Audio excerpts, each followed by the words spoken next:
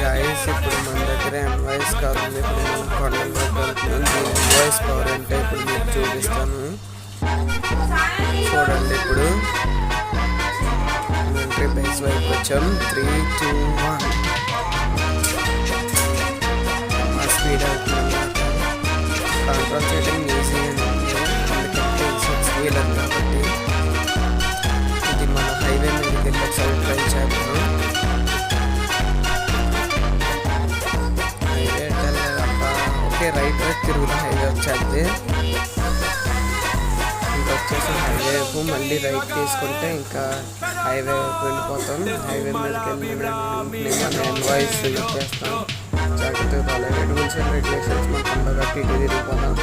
3, 2, 1 envoy's.